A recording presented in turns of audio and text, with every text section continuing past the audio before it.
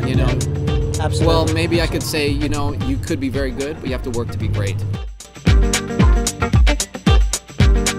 Yeah, so when I'm talking to students about what level they need to be at to gain work in animation, it's like there's no more on-the-job training. They've got to be able to hit the ground running. That's so it, yeah. when I'm talking about students' level, then they ask me like, what do I need like for my show reel? What do I need? What level do I need to be at? And I'm like, well, you need to be at our level. You're in competing. You know, you're in competition with us. You know, it's like you need to be at our level. Yeah. You know, I mean, you may come in maybe as a junior animator or a cycles animator or something like that, but if you want to become an animator, you've got to reach our level. I mean, that's the thing. That's it. And you know, I think a lot of students don't realize when they get there, well, and it's no one's fault. You know, you're isolated in a bubble of CalArts or you're isolated in a bubble of iAnimate.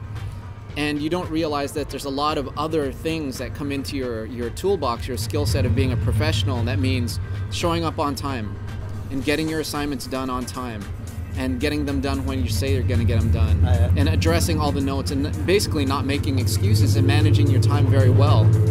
That's a huge, huge element of it. But really the bottom line is, are you willing to match your work ethic with your passion?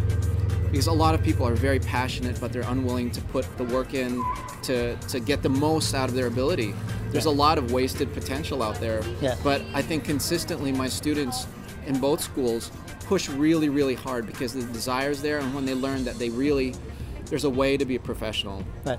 Because your craft will become your profession. It's not a hobby anymore. Right. And you need to be able to handle yourself well in all situations, dealing with people, you know, and being very consistent and reliable has a lot to do with it. But of course, the passion and the talent have to really link up with your work ethic. You have to work to be good.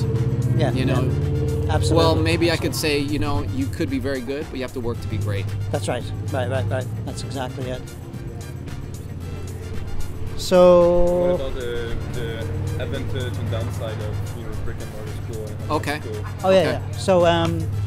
So a lot of people like think like an online school, it can be impersonal. You're not like right there next to your students. But how are you finding your experience like with an online school versus like CalArts, like where it's a brick and mortar? That's a good question. You know, the benefit of the brick and mortar school is having that live community of artists around you. You know, you're there going through the same things day to day, shoulder to shoulder. You can talk to someone and you can really relate because you're right there with one another. Right. And that's very, very valuable. You can show drawings to one another and it's right there in front of you. However, the thing that you can really take for granted is that you're in a little bubble and you're safe and you have all your friends, and you know, depending on how hard they work, you could be influenced either way. The hard workers always work hard. Right. But the great thing about iAnimate and the students online, the downside of not having a community to deal with in person and teachers to relate to and to ask questions to, and you get up and act out things in front of them, you can't do that. But the one thing that they do have is tremendous, tremendous passion. You know, I have students that are awake at 4 in the morning taking my classes, and that's commitment. And I find that online students are very, very committed.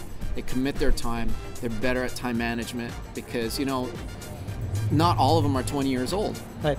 You know, there's varying ages and backgrounds, and you can't count on them all being from the same place, coming from the same place. So they all really put it all on the line. And the strange thing that happens is that unifying the class, hopefully, brings everyone together. You start thinking the same way, and then they do end up having their own community.